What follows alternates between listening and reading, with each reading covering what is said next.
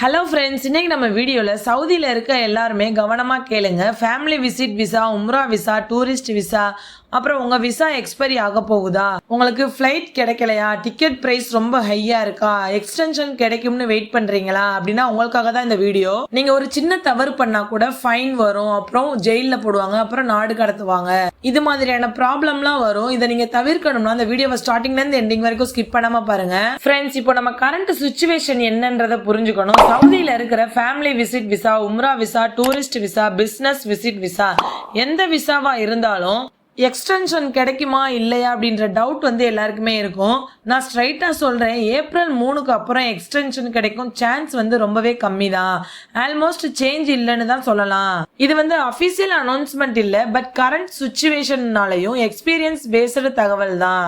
சில பேருக்கு ஏற்கனவே எக்ஸ்டென்ஷன் கிடைச்சிருக்கும், ஏப்ரல் எண்டு வரை இருக்கிறவங்களுக்கு கிடைச்சிருக்கும், மே ஸ்டார்டிங்ல இருக்கிறவங்களுக்கு கிடைச்சிருக்கும், ஒரு சில ரேர் கேஸ்ல ஜூன் வரை கூட எக்ஸ்டென்ஷன் கிடைச்சிருக்கும். ஆனா சில பேருக்கு இன்னும் ஏப்ரல் 3 வரை தான் எக்ஸ்டென்ஷன் கிடைச்சிருக்கு. எதுக்காக எப்படின்னா, ஏர்போர்ட்ல ரஷ் அதிகமா இருக்கிறதுனாலயும் ஃபிளைட் அவைலபிலிட்டி கம்மியா இருக்கிறதுனாலையும் தான். அதனால சவுதி கவர்மெண்ட் இந்த மாதிரி மேனேஜ் பண்றாங்க. ஃப்ரெண்ட்ஸ், கவனமா கேளுங்க. உங்களுடைய விசா ஏப்ரல் 3 அன்னைக்கு எக்ஸ்பைரி ஆகுதா, நீங்க இந்த 3 மிஸ்டேக்கை பண்ணாதீங்க. எக்ஸ்டென்ஷன் வரும் அப்படின்னு கண்ணை மூடிட்டு வெயிட் பண்ணாதீங்க. அப்புறம் டிக்கெட் புக் பண்ணாம இருக்காதீங்க. லாஸ்ட் மினிட் வரை வெயிட் பண்ணாதீங்க. எதுக்காகனா, உங்களுக்கு எக்ஸ்டென்ஷன் வரல அப்படின்னா நீங்க இல்லீகல் ஸ்டே ஆயிடுவீங்க. ஃப்ரெண்ட்ஸ், இப்போ இன்னொரு முக்கியமான தகவல் இருக்கு. விசா எக்ஸ்பைரி ஆனதும் உங்களுக்கு 3 நாள் கிரேஸ் பீரியட் இருக்கும். April 4, April 5, April 6. இந்த 3 நாளைக்கு ஃபைன் கிடையாது, பெனால்ட்டி கிடையாது, ஜெயில் ப்ராப்ளம் இருக்காது. நீங்க சேஃபா டிராவல் பண்ணலாம். இப்போ உங்க எல்லாருக்குமே ஒரு கொஸ்டின் இருக்கும், டிக்கெட் எப்போ புக் பண்ணணும் அப்படின்னு.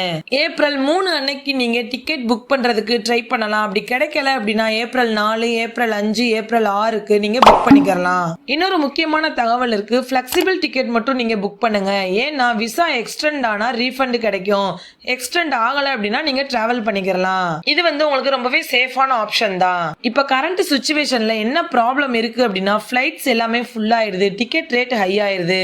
இது நார்மல் தான். ஏன்னா ஈத் சீசன்ல அதிக டிமாண்ட் இருக்கும். ஈத்துக்கு அப்புறம் கொஞ்சம் ரேட் குறைய சான்ஸ் இருக்கு. ஃப்ரெண்ட்ஸ், எல்லாரும் ஒரு விஷயத்தை ஞாபகத்துல வச்சுக்கோங்க, எக்ஸ்டென்ஷன் கேரண்டி கிடையாது. டிக்கெட் இயர்லியா புக் பண்ணுங்க, ஃபிளெக்சிபிள் டிக்கெட் யூஸ் பண்ணுங்க, கிரேஸ் பீரியடை யூஸ் பண்ணிக்கங்க. முக்கியமான விஷயம் என்னன்னா, வெயிட் பண்ணலாம் அப்படின்னு நீங்க நினைச்சீங்கன்னா பெரிய ப்ராப்ளம் கிரியேட் ஆயிரும். மேலும் சவுதி அரேபியா பற்றிய தகவலுக்கு நம்ம சேனலை மறக்காம சப்ஸ்கிரைப் பண்ணிக்கங்க. தேங்க்யூ.